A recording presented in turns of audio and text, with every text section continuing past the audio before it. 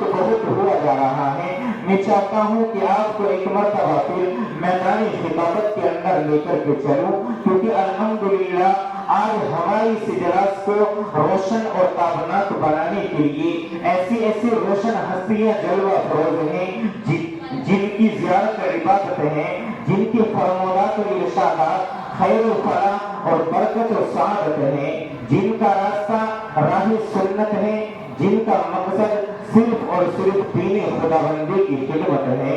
تو لیجیے انہی میں سے ایک شخصیت کو بہت ہی ادب و احترام کے ساتھ برخاست کر رہا ہوں۔ نامی اسم گرامی حضرت مولانا و مفتی محمد ذاکر صاحب، محتمل مدرسہ جامعہ حافظ ضامن شہید، دہلی روڈ شاملی، بہت ہی ادب و احترام کے ساتھ حضرت سے گزارش کرسی خطابت پر جلوہ افروز ان کی باتوں سے تمام سامعین کو نوازیں کہ محفلیں کم سے کم بچنی چاہیے۔ اب میں پنڈال میں دیکھ رہا ہوں مرد بھی اسی میں ہے، عورتیں بھی اسی میں ہے، پھر اسلائی کہاں رہ گئے؟ یہ کہیں کا اسلائی جلسہ ہوا؟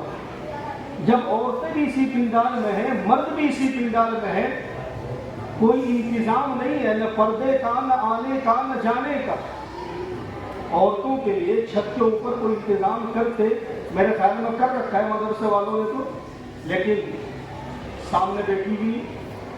اب میں یوں کر کے تقریر کروں تو کیا کریں؟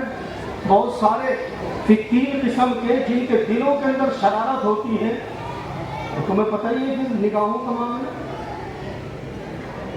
کوئی سارے سننے والے نہیں ہوتے، سارے کتب افضال نہیں ہوتے۔ پیارے پیغمبر علیہ السلام کے زمانے میں عورت مسجد میں نماز پڑھتی تھی کہ نہیں پڑھتی تھی؟ حضرت ابو بکر صدیق کے زمانے میں بھی عورتوں نے نماز مسجد میں پڑھی۔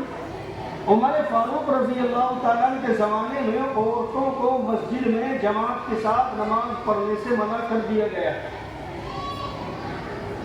بات صاف سمجھ میں آ رہی کہ نہیں؟ سمجھ میں آ رہی بات؟ ایسا تو نہیں میں ٹیپ ہوں میں بج رہا ہوں اور آپ سن رہے ہو۔ اللہ کے نبی کے زمانے میں پڑھی۔ صحابہ اللہ والے تھے کہ نہیں؟ صحابہ کرام کے بارے میں قرآن کریم فرماتا ہے رضی اللہ عنہم ورضوا عنہ۔ اللہ تعالیٰ نے قرآن کریم میں بشارت دی، میرے صحابہ وہ ہیں جن سے میں راضی اور وہ مجھ سے راضی۔ اللہ کے صحابہ وہ ہیں جن کو اللہ تبارک و تعالیٰ نے دنیا میں جنت کی بشارت عطا فرمائی۔ صحابہ ہیں، مگر اس زمانے میں بھی پیارے پیغمبر علیہ السلام کے اوپر آیت نازل ہوئی، یا ایھا النبی قل لازواجک۔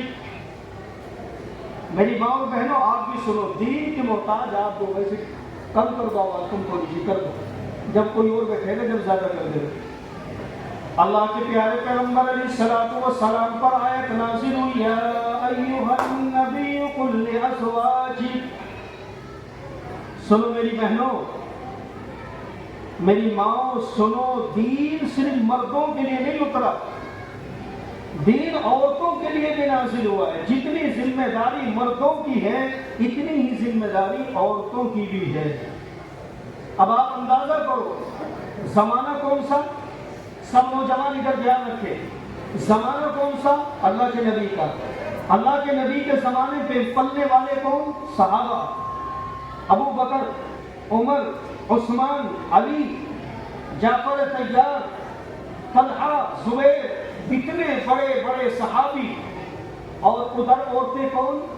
امی عائشہ، فاطمہ، زینب، رقیہ، کلثوم۔ یہ عورتیں جن سے گناہ کا تصور بھی نہیں، جن کے بارے میں گناہ کرنے کے لیے ہم سوچ بھی نہیں سکتے، اتنے بڑے بڑے صحابی ہیں۔ اور ادھر صحابیات ہیں، امی عائشہ صدیقہ رضی اللہ تعالیٰ عنہ، جن کی پاک دامنی کے لیے قرآن شریف میں پورا رکوع نازل ہوا ہے۔ اللہ نے جس کی پاک دامنی قرآن میں بیان کی ہے، کون؟ حضرت فاطمہ رضی اللہ تعالیٰ عنہ، جس کو جنت کی عورتوں کی سردار قرار دیا ہے۔ یہ فرمایا کہ جب جنت میں جانے کے لیے پل صراط سے گزرنے کا نمبر آئے گا تو رب کی جانب سے آواز آئے گی، یا معشر الانبیاء والاولیاء یغضوا من ابصارکم۔ اے انبیاء کی جماعت، ولیوں کی جماعت، کتبوں کی جماعت، تمام اللہ والے، تمام نبیوں، آج کان کھول کر کے سن لو، تمام کے تمام اپنی نگاہوں کو جھکا کر کے کھڑے ہو جاؤ، کیونکہ آج خاتون جنت فاطمہ رضی اللہ تعالیٰ کا پل صراط سے گزر ہونے والا ہے، وہ فاطمہ۔ تو ادھر صحابی ہے، ادھر صحابیات ہیں، بہترین زمانہ ہے، گناہ کا تصور نہیں، گناہ کرنے کو بہت بڑا عیب سمجھتے ہیں، عورت بھی عیب سمجھتی ہے، صحابہ بھی عیب سمجھتے ہیں، اور بڑے پاک دامن لوگ ہیں جس کو اللہ کے نبی نے فرمایا خیر القرون قرنی، سب سے بہترین زمانہ میرا زمانہ ہے۔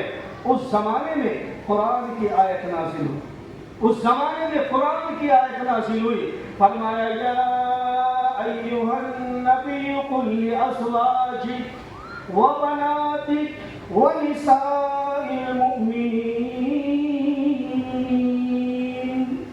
فرمایا اللہ رب ذوالجلال نے، اے نبی، اے تاجدار مدینہ، اے میرے کالی کملی والے محمد رسول اللہ صلی اللہ علیہ وسلم، میں رب ذوالجلال تجھے حکم دیتا ہوں کہ جا اپنے گھر میں جا کر کے کل ازواجک، اپنی تمام بیویوں سے کہہ دو،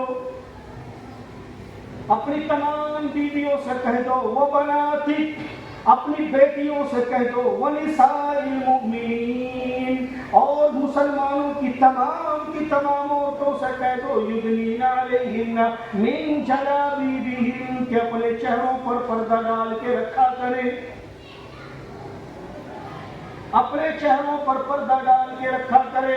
او میرے عزیزوں، پرا سننے والوں، ذرا غور تو کرو، ادھر دیکھنے والا کون؟ ابو بکر صدیق، ادھر رہنے والا کون؟ عمر فاروق، ادھر رہنے والا کون؟ عثمان غنی، ادھر بسنے والا کون؟ علی مرتضیٰ، ادھر بسنے والا کون؟ جعفر طیار، ادھر بسنے والا کون؟ بلال حبشی، ادھر بسنے والا کون؟ حضرت عمر فاروق رضی اللہ تعالیٰ عنہ کے پیارے بیٹے لگتے جگر، اور جب بیٹیوں میں حضرت فاطمہ، بیویوں میں حضرت عائشہ، اور تمام کی تمام صحابیات، ایسے پیارے زمانے میں جب گناہ کا تصور نہیں، رب نے فرما دیا جب بھی عورتیں گھر سے نکلا کرے اپنے چہروں کو ڈھانپ کر کے نکلا کرے، پردے میں رہنے کی کوشش کریں۔ اگر آپ سوال کریں گے ربا ان کو پردے کا حکم کیوں دیا گیا، جبکہ ادھر تو ابو بکر ہے، ادھر عمر ہے، ادھر فاطمہ ہے، ادھر زینب کلثوم ہے، یہ تو گناہ نہیں کر سکتی، رب ان کو پردے کا حکم کیوں دیا گیا؟ رب ذوالجلال فرمائے گا میرے بندو، تمہیں پتا نہیں، اگر آج ان کو بے پردہ کر دیا گیا، آنے والی تمام کی تمام عورتیں بے پردہ ہو جائیں گی۔ میری ماں اور بہنوں، ذرا جلسے کے نام پر بددینی مت پھیلاؤ، جلسے کے نام پر، دین کے نام پر بددینی کا تصور نہ کرو۔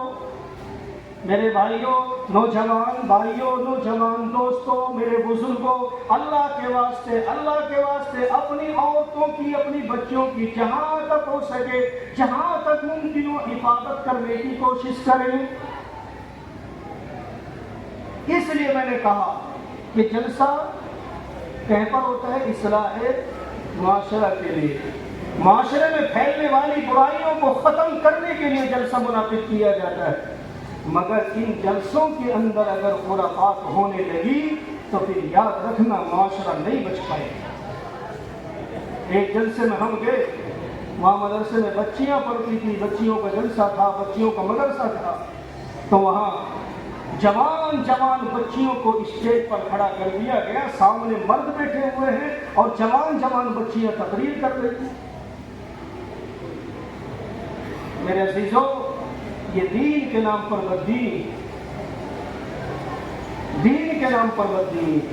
قرآن شریف کا پیغام اگر سن لیا جائے تو قرآن نے کہا وَلَا يَضْرِبْنَ بِأَرْجُلِهِنَّ لِيُعْلَمَ مَا يُخْفِينَ مِن زِينَتِهِنَّ۔ سنو عزیزو، سنو قرآن کیا کہتا ہے، وَلَا يَضْرِبْنَ بِأَرْجُلِهِنَّ۔ میری بہنوں، قرآن نے کہا، تمام عورتوں کو کہا، شادی شدہ ہو غیر شادی شدہ ہو، قرآن نے کہا وَلَا يَضْرِبْنَ بِأَرْجُلِهِنَّ۔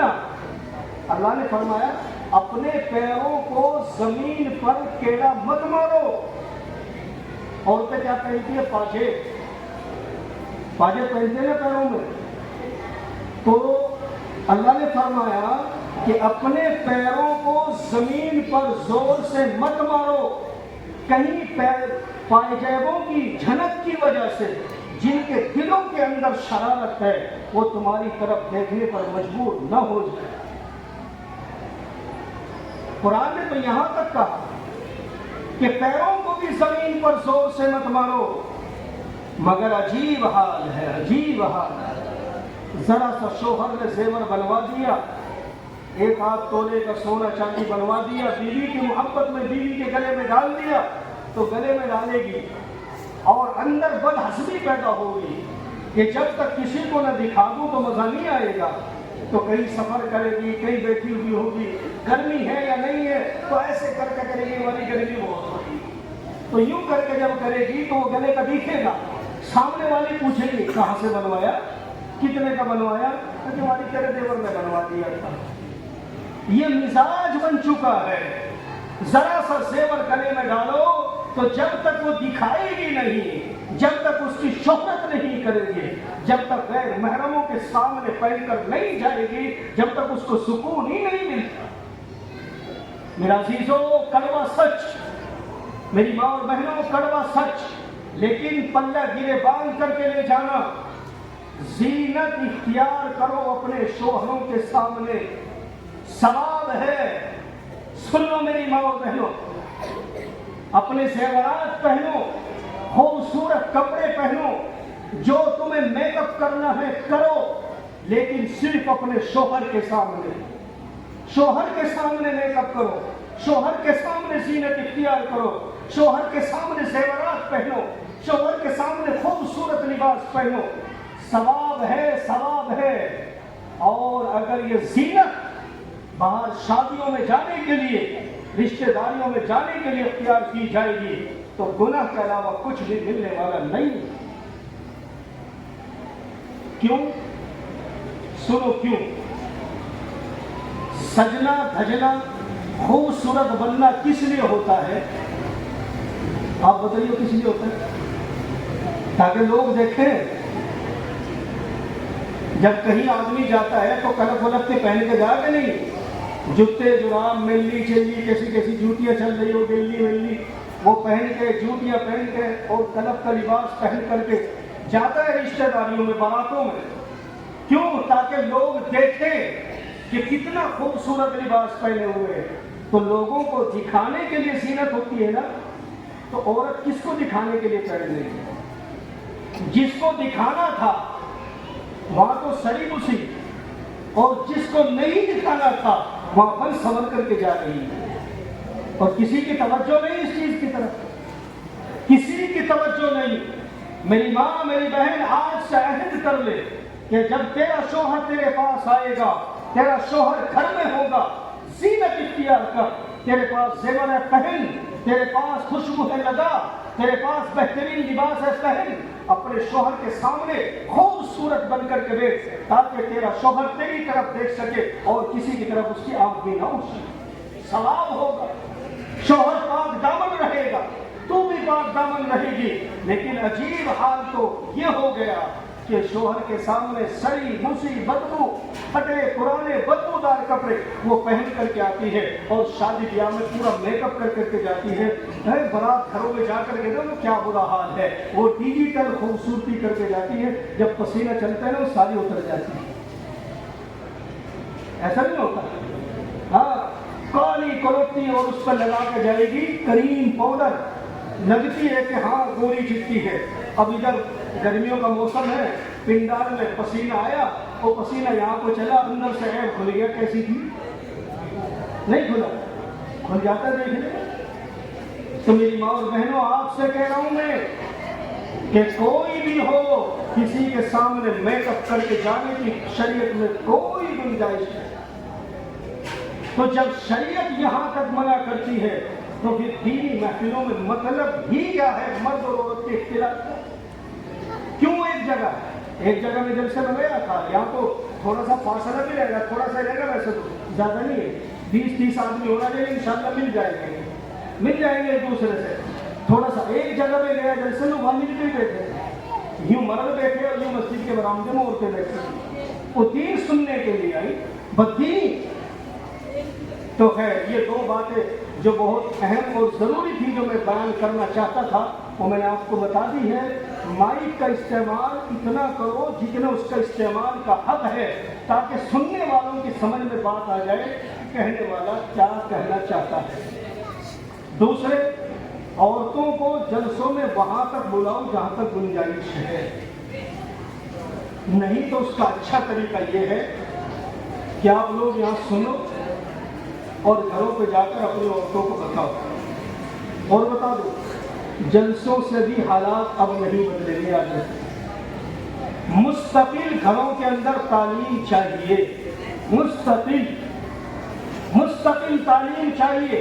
روزانہ گھر کا ذمہ دار جو ہے، سرپرست جو ہے، چاہے وہ باپ ہو یا بھائی ہو، وہ روزانہ تھوڑا سا وقت نکالے اور کوئی کتاب کسی عالم کے مشورے سے، کوئی کتاب ہندی میں پڑھ سکتے ہیں ہندی میں پڑھو، اردو میں پڑھ سکتے ہو اردو میں پڑھو، اپنے سب گھر والوں کو اکٹھا کر کے اپنے پاس بٹھاؤ اور ان کو تھوڑی تعلیم دو، صحابہ کے واقعات سناؤ، بزرگوں کے واقعات سناؤ۔ انشاءاللہ العزیز گھر میں دین زندہ ہوگا، گھر میں دین زندہ ہوگا، گھر میں دین زندہ ہوگا تو نسلوں میں دین زندہ ہوگا۔ نہیں تو میرے بھائی حالات یہی دکھائی دیں گے جو دکھائی دے رہے ہیں، کچھ نہیں ہونے والا۔ سال میں ایک جلسہ ہو گیا بس، کیا ہوگا؟ روزانہ کی تقریروں سے کچھ نہیں ہوتا۔ تو روزانہ گھروں کے اندر تعلیم کا ماحول بناؤ، روزانہ تعلیم کا ماحول بناؤ، نہیں تو گھروں کے اندر ارتداد گھس چکا ہے، بچے اور بچیاں مرتد ہونا شروع ہو چکی ہے۔ اللہ ہم سب کی حفاظت فرمائے۔ خیر قرآن شریف کی ایک آیت میں نے پڑھی تھی، اصل موضوع وہ تھا میرا، اسی پر بیان کرنے کا ارادہ تھا۔ اللہ تعالیٰ نے قرآن شریف میں فرمایا وَعَلَّمَ آدَمَ الْأَسْمَاءَ كُلَّهَا ثُمَّ عَرَضَهُمْ عَلَى الْمَلَائِكَةِ فَقَالَ أَنبِئُونِي بِأَسْمَاءِ هَؤُلَاءِ إِن كُنتُمْ صَادِقِينَ۔ اللہ رب ذوالجلال نے حضرت آدم علیہ السلام کو بنایا، پیدا کیا، اور پیدا کرنے کے بعد روح ڈالی، روح ڈالنے کے بعد پھر حضرت آدم کو تمام چیزوں کا علم عطا فرما دیا، تمام چیزوں کا علم عطا فرما دیا۔ علم جانتے ہیں، تمام چیزوں کی نالج عطا فرما دی۔ جو بھی دنیا کے اندر حالات، جو بھی کام کرنے تھے، تمام چیزوں کی نالج حضرت آدم علیہ السلام کو دے دی۔ پتہ یہ چلا کہ کسی بھی کام کو کرنے سے پہلے علم ضروری ہے۔ علم کے معنی ہے جاننا، جانکاری، نالج۔ کسی بھی کام کو کرنے سے پہلے نالج ضروری ہے، ضروری ہے۔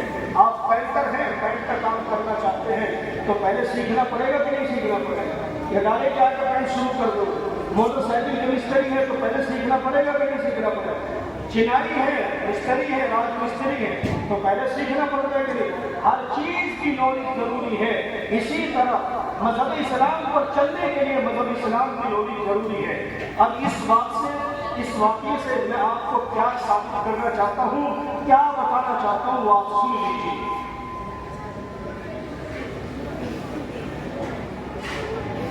وہ سن لیجیے کیا ہے۔ سب سے پہلے رب ذوالجلال نے تعلیمی سلسلہ شروع کیا آسمانوں کا، تعلیمی سلسلہ شروع کیا آسمانوں کا، اور تعلیم دینے والا کون؟ رب ذوالجلال۔ تعلیم دینے والا کون؟ رب ذوالجلال۔ سیکھنے والا کون؟ آدم علیہ السلام۔ تو سب سے پہلا جو مدرسہ قائم ہوا ہے وہ آسمانوں کے اوپر قائم ہوا ہے۔ ذرا اس تاریخ کو سن لو، پھر میں اپنی بات ختم کر رہا ہوں۔ اس کی شاید سیٹنگ ہونے کے لیے اس پر نظر لگ گئی کسی۔ تو آسمانوں پر سب سے پہلا مدرسہ قائم ہوا ہے۔ استاد سب سے پہلے رب ذوالجلال ہے، اللہ تبارک و تعالیٰ ہے، اور سب سے پہلے طالب علم حضرت آدم علیہ السلام ہے۔ عزیزوں، یہ مدرسہ اتر کر کے پھر یہ مکے میں آیا، مدینے میں آیا۔ اللہ کے پیارے پیغمبر علیہ السلام نے صحابہ کرام کو سکھایا، قرآن کی تعلیم دی، اللہ کے نبی صلی اللہ علیہ وسلم نے احادیث سکھائی، مسائل سکھائے، اور پھر صحابہ تیار ہوئے، 1.25 لاکھ صحابہ کا مجمع تیار کیا۔ پھر اللہ کے نبی صلی اللہ علیہ وسلم نے میدان عرفات میں کھڑا ہو کر کے ایک خطبہ دیا، جس کو حجۃ الوداع کے موقع پر دیے جانے والا خطبہ کہا جاتا ہے۔ اللہ کے نبی نے فرمایا الا فلیبلغ الشاہد الغائب، فرمایا کالی کملی والے محمد مصطفیٰ صلی اللہ علیہ وسلم نے میرے جانثاروں، میرے اوپر جان قربان کرنے والوں، قرآن کو پڑھنے والوں، حدیث کو پڑھنے والوں، آج میں نے اپنی ذمہ داری کو مکمل کر دیا۔ اللہ نے جو قرآن مجھ پر نازل فرمایا تھا وہ قرآن میں نے آپ تک پہنچا دیا۔ اللہ نے جتنے احادیث مجھ کو دی وہ تمام احادیث میں نے آپ کو پہنچا دی، اور جتنے لوگ یہاں موجود ہیں ان تمام لوگوں کی ذمہ داری ہے کہ یہ دین وہاں تک پہنچا دو جہاں تک یہ دین نہیں پہنچا۔ 1.25 لاکھ صحابہ کا مجمع، ایک تاریخ میں کہ صحابہ کرام کھڑے ہوئے تھے، کسی بھی چیز کی پرواہ نہ کی، اور اللہ کے دین کو، اللہ کے قرآن کو پہنچانے کے لیے پوری دنیا میں پھیل پڑے، پوری دنیا میں پھیل گئے۔ پوری دنیا میں پھیلنے کی وجہ سے آج سعودی کے اندر دین زندہ ہے، قرآن زندہ ہے، حدیث زندہ ہے۔ اگر صحابہ کرام اس وقت میں اپنی تجارت میں لگ کر کے دین کو نہ پہنچاتے تو میرے بھائیوں آج ہمارے سروں پر ٹوپیاں نہ ملتی۔ اگر اس وقت میں صحابہ کرام دین پھیلانے کو اپنی ذمہ داری نہ سمجھتے، آج میں مسجدیں نہ ملتی ہیں، مدارس نہ ملتے، دین کی بات بتانے والا کوئی نہ ملتا۔ صحابہ کرام نے اپنی ذمہ داری کو سمجھا اور پوری دنیا کے اندر دین کی تعلیم کو عام کر دیا، جس کی برکت سے آج الحمدللہ یا مصلی زندہ، یہاں مسجد زندہ، یہاں مدرسہ زندہ۔ ایک طالب علم نے قرآن پاک کی تلاوت کی، میں نے حافظ صاحب سے پوچھا کون ہے کسی مدرسے کا طالب علم، کہ میں نے کہا کرتا ہے کہ نہیں، دکان کرتا ہے۔ بڑی خوشی ہوئی کہ ایک تاجر، ایک دکاندار بھی اللہ کے قرآن کو اتنا خوبصورت پڑھتا ہے۔ ہمارا مذہب اسلام یہی چاہتا ہے کہ آپ تجارت کرو تو اللہ کا قرآن پڑھ کر کے کرو، آپ کاروبار کرو تو اللہ کا قرآن پڑھ کر کے کرو، آپ کھیت باڑی کا کام کرو تو اللہ کا قرآن پڑھ کر کے کرو۔ ہمارا دین یہی چاہتا ہے کہ ہر ایک مسلمان کے بچے کے اندر دین زندہ ہو۔ کون کہتا ہے آپ کو کہ مکمل مولوی بنو؟ کون کہتا ہے آپ کو مکمل حافظ بنو؟ کم از کم اتنا قرآن ضرور سیکھ لو کہ جس سے نماز صحیح طریقے سے ادا کی جا سکے۔ تو عزیزو، آج یہ مدارس اگر زندہ ہے تو صحابہ کی قربانی ہے، اور صحابہ نے پھر یہ دین پھیلایا، اور پھر اس دین کی حفاظت کے لیے یہ مدارس قائم کیے گئے۔ ایک دن ایک جگہ میں جلسے میں بیان کر رہا تھا، اور اس واقعے کو سن لو تو کچھ وہاں جنٹل مین قسم کے آدمی بیٹھے ہوئے تھے، سیرت النبی کے موضوع پر جلسہ تھا، تمام طرح کے لوگ موجود تھے، دوسرے وطن کے بھائی بھی موجود تھے، دوسرے فرقے کے لوگ بھی موجود تھے، ہمارے ایک بہت بڑا مجمع موجود تھا۔ میں وہاں سے بیان کرنے کے بعد جیسے ایک محفل میں گھر پر آ کر کے بیٹھا تو کچھ جنٹل مینوں نے جو دنیاوی تعلیم یافتہ سمجھے جاتے ہیں، جو ٹائی اور کوٹ پینٹ والے سمجھے جاتے ہیں، انہوں نے آ کر کے مجھ پر ایک اشکال کیا۔ وہ اشکال بہت سارے لوگ کرتے ہیں، وہ اشکال شاید آپ کے ذہن میں ہوگا۔ اس اشکال کو انہوں نے انداز میں پیش کیا کہ مفتی صاحب ایک سوال کریں۔ میں نے کہا کرو سوال۔ انہوں نے کہا کہ آپ لوگوں نے قوم کو ڈبو دیا ہے، آپ لوگوں نے قوم کو ڈبو دیا ہے۔ میں نے کہا کیسے ڈبویا؟ کہ اگر آپ لوگ چاہتے تو ہمارے یہاں ڈاکٹر بھی ہوتے، آپ لوگ چاہتے تو ہمارے یہاں انجینئر بھی ہوتے، آپ لوگ چاہتے تو ہمارے یہاں آفیسر بھی ہوتے۔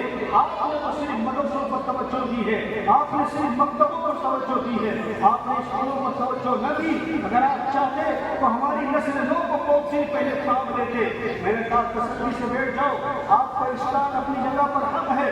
آپ نے حالات اب کے دیکھے ہیں، آپ نے ملک یہ دیکھا ہے جس ملک میں آپ جی رہے ہیں۔ اس کا جواب لینے کے لیے آنکھیں کھولو آپ لوگ بھی، اس کا جواب آپ کو بھی دے رہا ہوں۔ بہت سارے جنٹل مین قسم کے لوگ، بہت سارے ٹائی اور پینٹ کوٹ والے لوگ مدارس پر اعتراض کر کے علماء کو توہین اور تشدید کرتے ہیں۔ میرے بھائیوں، اس جواب کو لینے کے لیے اپنا دماغ کھولو، اپنا مائنڈ کھولو، اس نے اعتراض کیا، میں نے کہا بیٹھ جا تسلی سے، آپ جس ہندوستان کے اندر جی رہے ہیں ذرا اس ہندوستان کی پیچھے کی تاریخ اٹھا کر کے دیکھو، اس تاریخ میں ہوا کیا تھا جب ظالم انگریز نے ہندوستان کے اوپر اپنے ناپاک پنجے جمائے، ظالم انگریز نے ہندوستان کو غلام بنایا اور ہندوستان کو آزاد کرانے کی خاطر شاملی کے میدان سے 1857 میں ایک تحریک چلی، ایک یدھ اور ایک جہاد کیا گیا۔ اس وقت میں ظالم انگریز نے عام اعلان کر دیا تھا کہ جہاں مولوی ملے ان کو ختم کر دو، جہاں قرآن ملے اس کو ختم کر دو۔ چنانچہ تاریخ شاہد ہے کہ 3 لاکھ قرآن کریم کے نسخوں کو نظر آتش کیا گیا اور کئی ہزار علماء کو پھانسیوں کے پھندے پر چڑھایا گیا۔ تاریخ میں لکھا ہے کہ ہندوستان پر ایسا دور آیا تھا کہ اگر کسی کے یہاں میت ہو جاتی، کسی کے یہاں کوئی مر جاتا تو جنازے کی نماز پڑھانے والا کوئی نہ ملتا، لاش رکھی رہ جاتی، بدبو ہو جاتی، جب بدبو ہوتی تو لاش کو بغیر جنازے کی نماز پڑھائے قبر کے اندر دفنانا پڑتا تھا۔ ملک ہندوستان پر وہ دور آیا ہے کہ کوئی نماز پڑھانے والا نہیں تھا، کوئی جنازے کی نماز پڑھانے والا نہیں تھا، کوئی نکاح پڑھانے والا نہیں تھا۔ یہ ملک علماء سے خالی ہو چکا تھا، مدارس سے خالی ہو چکا تھا۔ ایسے وقت میں ہمارے اکابرین نے ایک سلسلہ شروع کیا تھا کہ اگر ہندوستان کے اندر مذہب اسلام کو زندہ رکھنا چاہتے ہو، ہندوستان کے اندر دین کو زندہ رکھنا چاہتے ہو تو اس کا ایک ہی راز ہے، مدارس قائم کیے جائے، مدارس قائم کیے جائے، مدرسوں کا جال بچھا دیا جائے۔ تو میرے عزیزوں، اس وقت میں مدرسوں کو قائم کیا گیا تھا۔ الحمدللہ مدرسوں نے اپنا مشن پورا کر کے دیا کہ نہیں دیا؟ کیا خیال ہے؟ پورا کر کے دیا کہ نہیں دیا؟ آج ایسا کوئی گاؤں ہے جہاں نماز پڑھانے والا نہ ہو؟ آج ایسا کوئی گاؤں ہے جہاں جنازے کی نماز پڑھانے والا نہ ہو، جہاں کوئی نکاح نہ پڑھا سکتا ہو؟ آج الحمدللہ پورے بستی کے اندر، پورے ملک کے اندر الحمدللہ علماء موجود ہیں۔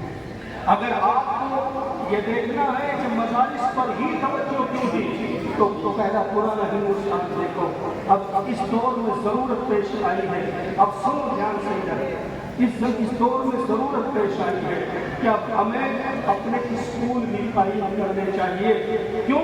اس لیے کہ ادھر انتظار پھیلایا جا رہا ہے۔ بچوں کو پڑھانا بے حد ضروری ہے، بچوں کو پڑھانا بے حد ضروری ہے۔ تو بچوں کو پڑھانے کے لیے اپنے اسکول، اسلامی اسکول قائم کرتے ہیں، اپنے اچھی طریقے سے ادارے قائم کرتے ہیں اور یہ مدارس کی حفاظت کرنے میں کیا کرنے میں مچھی کیا ہوا؟ یہ تو مجمع نہیں ہوتا جس طرح مجمع کے اندر خبر تبلیغ کھلائی جائے۔ تو میرے عزیزوں، چلو خیر بات پوری کرتے ہیں، آپ لوگ تھک گئے ہیں، 2-3 باتیں سن لو نوجوانوں۔ ایک پیغام نوجوانوں کے لیے جتنے یہاں بیٹھے سب سناؤ، سنو گے؟ کڑوا سچ، کڑوا سچ مانو گے انشاءاللہ؟ نوجوانوں سنو،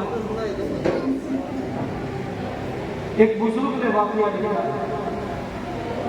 کہ اگر کوئی کسی کی ماں، بہن، بیٹی کی عزت کو خراب کرے گا، ماں، بہن، بیٹی یعنی کسی بھی عورت کی عزت کو خراب کرے گا، وہ سننے میں چیٹنگ کرتے ہیں، فیس بک، انسٹاگرام پر چیٹنگ کرتے ہیں، جو موبائلوں سے غلط کانٹیکٹ فائل کرتے ہیں، جن کا پوری رات فون غلط طریقے سے استعمال ہوتا ہے، ان کے لیے میں بتا رہا ہوں۔ آپ بڑے خوش ہیں میری گرل فرینڈ ہے، آپ بڑے خوش ہیں میری بھی کوئی چاہنے والی ہے، آپ بڑے خوش ہیں کہ مجھ سے بڑی پیار کرتی ہے۔ یاد رکھو میرے نوجوانوں، دل دیا ہے اللہ نے تمہیں، عزت بھی اللہ نے تمہیں عطا فرمائی ہے، تم بھی کسی کے بھائی ہو۔ ان بزرگوں نے لکھا ہے اگر کوئی کسی کی ماں، بہن، بیٹی کے ساتھ غلط تعلقات قائم کرے گا، غلط چیٹنگ کرے گا، تو جب تک اس نوجوان کی موت نہیں آئے گی، جب تک اس کے گھر کے اندر وہی کام نہ کرتے ہیں۔ تم کیا سمجھتے ہو کہ ہم کسی کی بہن سے غلط تعلقات قائم کر کے خوش ہیں اور تمہارا گھر محفوظ ہوگا؟ اور اگر عزت چاہتے ہو تو عزت کرنا سیکھو۔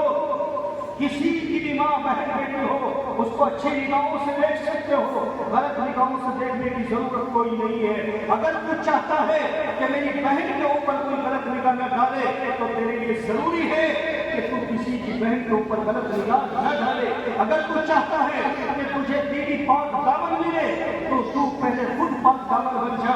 अगर तू चाहता है कि तेरी माँ की तरफ कोई गलत निगाह न उठाए तो तू भी किसी की माँ की तरफ गलत निगाह न उठाए। तो जवानों, खुदारा कान के नीचे को कान के नीचे को कान पकड़ो और तौबा करो इस बात से कि आज के बाद हम किसी से गलत ताल्लुकात कायम नहीं करेंगे।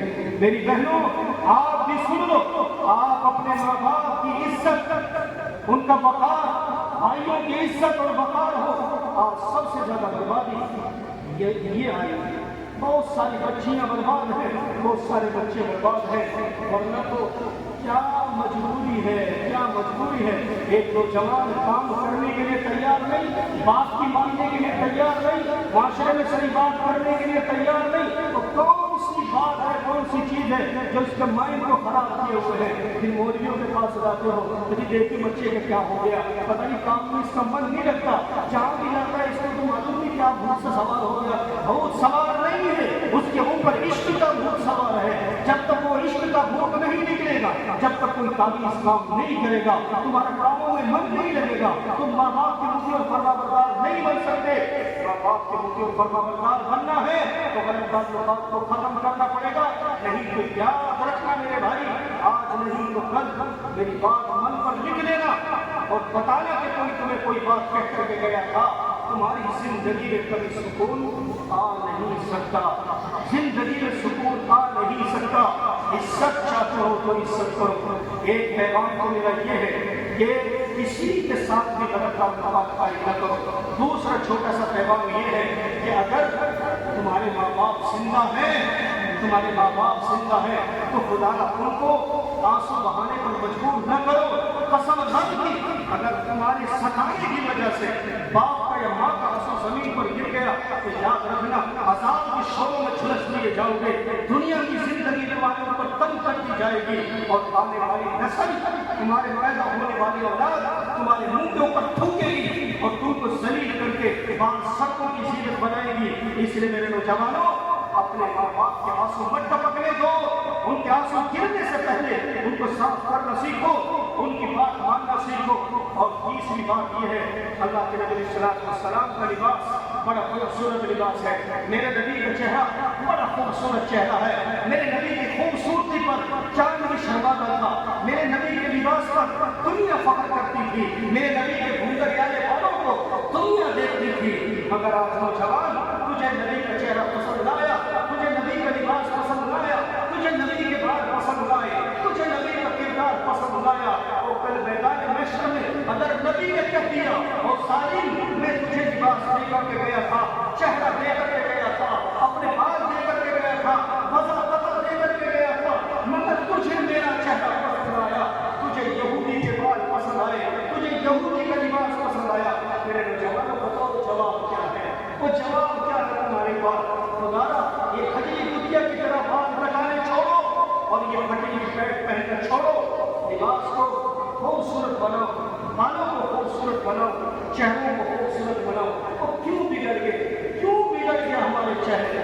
इतना खूबसूरत चेहरा मैंने बनाया, कितने खूबसूरत बाल बनाए, इधर से कटाए, इधर से कटाए, बीच में खिंजीर की तरह खड़े कर लिए और चलवानी कर करके मटक मटक के बड़ा खूबसूरत। बेशरम, तुझसे ज्यादा गंदा कोई नहीं।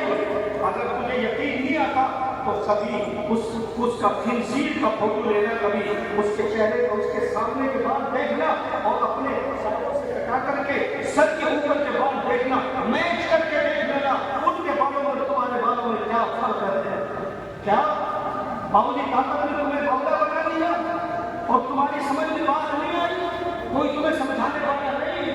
मेरा जीरो खुदा हाथ जोड़ रहा हूं आपके सामने, अल्लाह के वास्ते बात करनी लगी हो तो माफ